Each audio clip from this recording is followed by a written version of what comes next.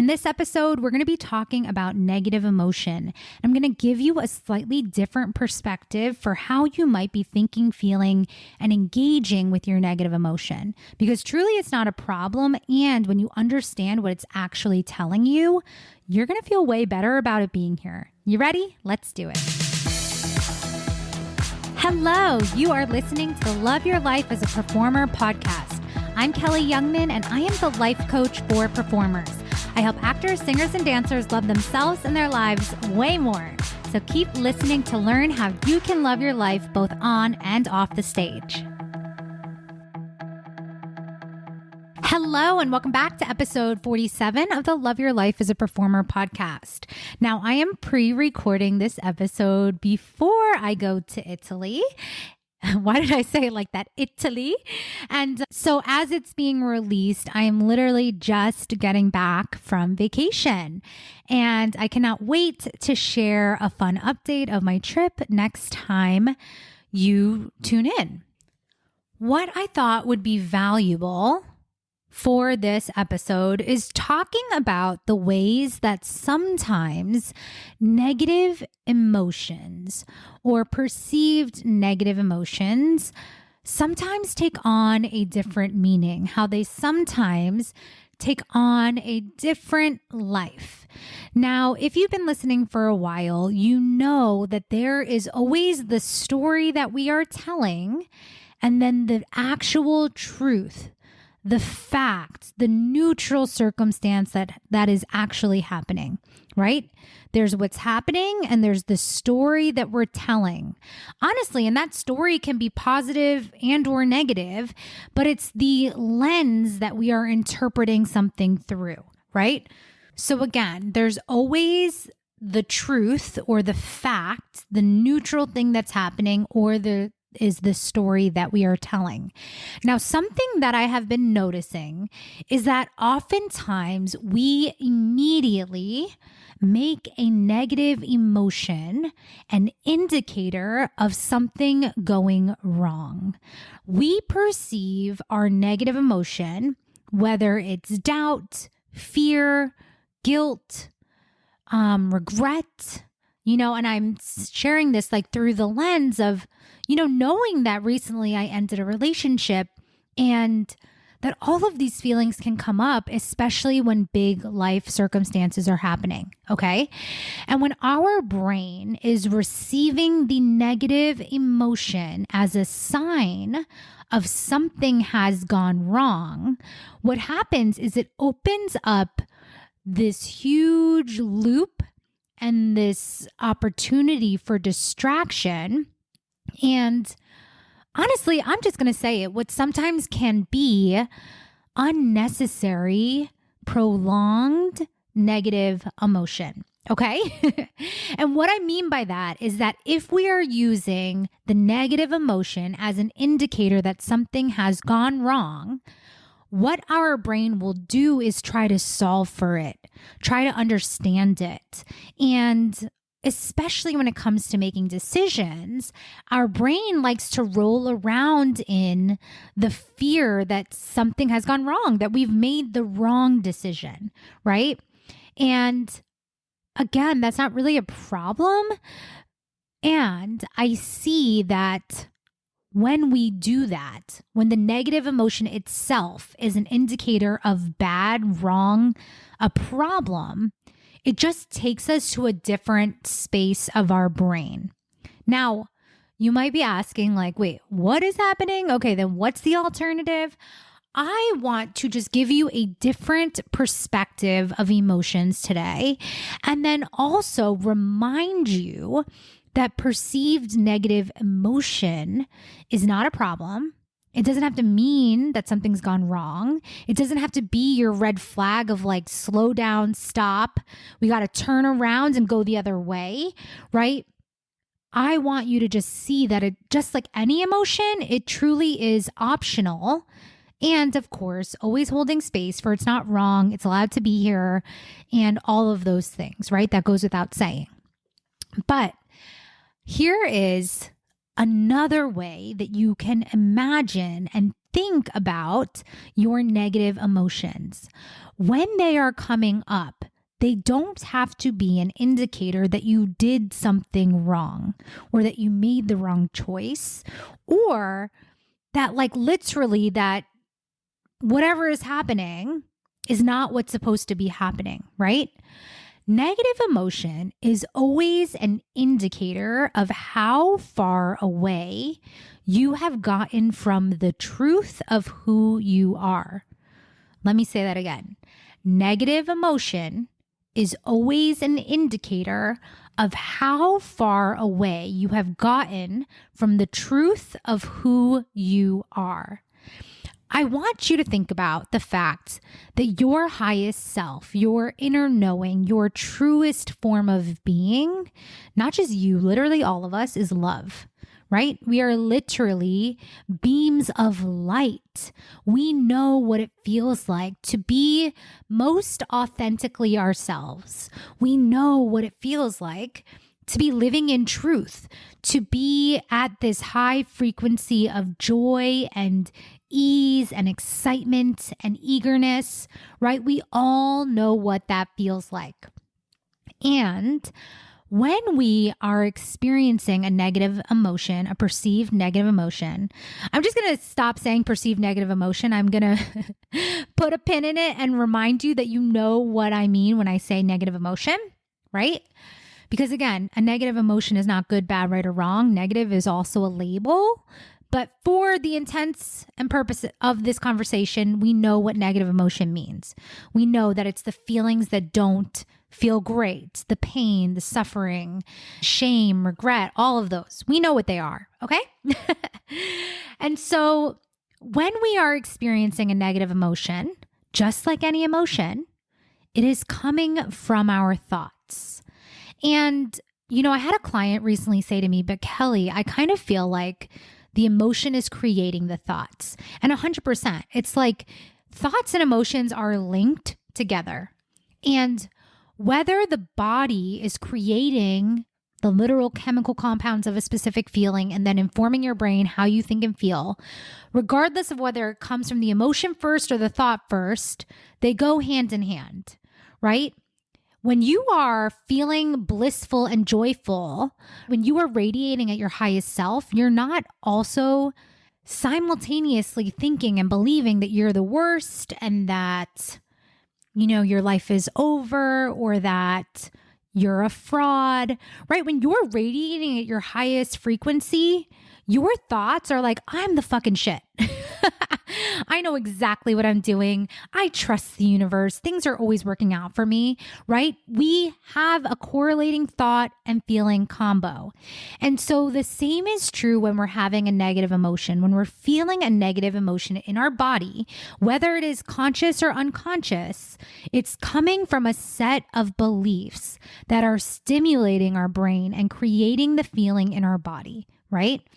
When we're not feeling good, maybe we're feeling hopeless or full of despair or lonely, right? Those feelings are accompanied, yeah, by thoughts that correlate with that emotion, right? When we're having thoughts of like, I don't know what I'm doing. I don't know if this is going to work out, or this is risky, or I'm really putting everything on the line and I might end up with nothing, right? Like those thoughts create the panic, the fear, the anxiety that a lot of times can stop us. And again, it isn't good, bad, right, or wrong. And remember that your negative emotion is always an indicator of how far away you are from your highest self. And the degree to which you feel this negative emotion is also the exact opposite that your inner being feels about you. So if you're like mildly feeling like, oh my gosh, that was the worst audition, I'm so not talented, you might feel a little like twinge of sadness or disappointment or whatever, right? But your inner being is also like, no, you're fine. You got this, right? And now imagine that you're really thinking thoughts that are on the frequency of like, I don't know what I'm doing. I'm useless. Again, I say this with love because I'm freaking been there. But that depth of that feeling of horrible, for lack of a better word, that feeling that feels like ass, that feeling is only an indicator, the depth and the potency, the power of that feeling also represents how oppositely your inner being feels about you, right? When we are feeling the depths of our lows, it's only ever an indicator of our highs. It's only ever an indicator of how much joy and truth and exuberance that our inner being knows to be true about us. Another way of thinking about this is like the worse it feels, the less true it is, right? The worse it feels, the less true it is. If you are telling yourself over and over, and it's like, just like, yeah, I'm never going to make it, and it's just feeling very low or emotionally charged, or it's like really creating a uncomfortable negative experience in your body, that is literally the sign that your inner being does not feel that way. Am I making sense? Also, just to recap, your inner being is your highest self. It's your true form of essence. It's your truest form of energy, because we're not just some body on this planet with this identity that's being created. We're like consciousness, right? We're an extension of source. We are here in these human bodies to have a wild human experience, right? And so your inner being is that essence, spirit, stream of consciousness, part of you that knows who you are.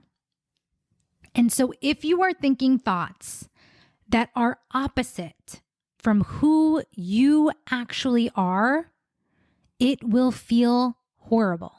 It will feel uncomfortable. And honestly, this is what I mean, is that most people are using the depth of how bad something feels to indicate truth, rather than really seeing and knowing that the further down the depth of despair, the worse it feels, the lowest of lows aren't showing you that it's true. It's quite literally showing you that the opposite is true. That your inner being, your truest fucking highest self, knows with certainty and clarity that the thoughts you are choosing to think that are making you feel so fucking terrible could not be further from the truth. Is this making sense? Like truly, truly, truly, the negative emotions are not an indicator that it must be true because it feels so bad. The negative emotions are an indicator that those specific thoughts could not be further from the truth about you. And when you start noticing this in real time, it's going to be this weird feeling. Like this used to happen for me when I started, engaging with this concept and really gaining awareness of how I was feeling. I would be like crying and be like, oh my God, like this is so terrible. I'm messing everything up and this isn't working. And I just should have done something differently, right? When I'm like mid snot crying and then remembering that, oh, the only reason I feel this bad is because my highest self feels the exact opposite. It was like this light bulb went off. It was like I was able to just like stop crying and breathe into truth. I was like, wait a second. If my inner being feels exactly opposite, which is why I feel so terrible when I try to say these things about myself, that's actually such a relief, right? Even though the uncomfortable negative emotions feel shitty, what's a relief to know that these thoughts could not be further from the truth, right? Because if I am feeling so low about this thing, my inner being is equally feeling so high about me, right? My inner being is like, fuck yeah, Kelly, you got this. You know what you're doing. You're here for a reason. Your purpose matters. You're changing the world. You get to be a light, and that is enough, right? Like all of our highest frequencies come from when we are in alignment with our truest self. And if you haven't found that yet, which I think if you look back, you'll always be able to find it, but you just go back to what are the core beliefs about myself when I feel the highest, right? When I am feeling so connected to myself and others, when I am prioritizing how I feel, what are the thoughts that are permeating my being and radiating from my core? It's knowing the truth of who you are, who we all are, that we're loved, that we're connected, that we get to be here for the purpose of enjoyment and satisfaction and ease, right? It's like when we're in that truth, that's when we're able to breathe and relax and be present. Not when we're running around like little stress balls, feeling like, oh my gosh, all of this is not working out for me. This is so hard, right?